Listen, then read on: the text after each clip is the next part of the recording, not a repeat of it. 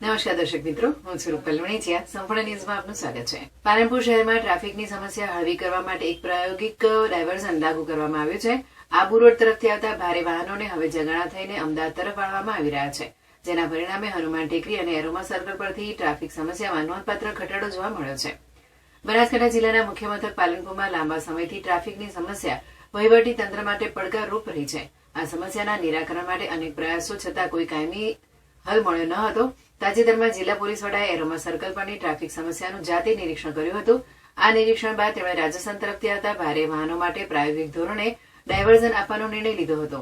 આ પ્રયોગ અંતર્ગત આબુ રોડથી આવતા તમામ ભારે વાહનોને પાલનપુરના એરોમા સર્કલ પરથી પસાર થવાને બદલે જગાણા થઈને સીધા અમદાવાદ તરફ મોકલવામાં આવી રહ્યા છે.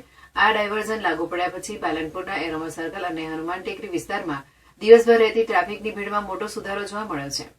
જિલ્લા પોલીસ વડા પ્રશાંત સુંબે જણાવ્યું હતું કે આ એક પ્રાયોગિક પગલું છે. આ પ્રયોગના પરિણામોના આધારે શહેરમાં ટ્રાફિક વ્યવસ્થાના કાયમી ઉકેલ અંગે નિર્ણય લેવામાં આવશે. આ અંગે એડવોકેટ જસવંતસિંહ વાઘેલાએ જણાવ્યું હતું કે પાલનપુર શહેરમાં એરોમા સર્કલ પર ટ્રાફિક સમસ્યા એક જૂનો પેચીદો પ્રશ્ન છે. તેના અનુસંધાને તાજેતરમાં વહીવટીતંત્રે એરોમા સર્કલ પર ટ્રાફિક સમસ્યા હળવો થાય તે માટે વાહનો ડાયવર્ટ કરવામાં આવેલ છે. તે માટે હું વહીવટીતંત્રને અભિનંદન પાઠવું છું.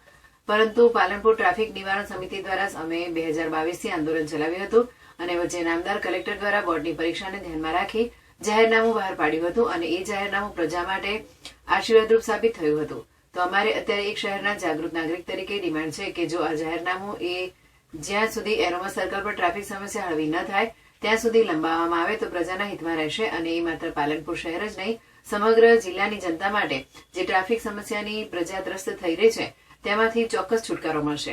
એટલે વહીવટીતંત્ર આ બાબતે જરૂર વિચારે અને ટ્રાફિક સમસ્યાનું જે ડાયવર્ઝન આપ્યું છે તે કાયમી ધોરણે કરવામાં આવે તો તેનાથી નુકસાન નથી, ઉલટાને પ્રજાના ફાયદામાં છે.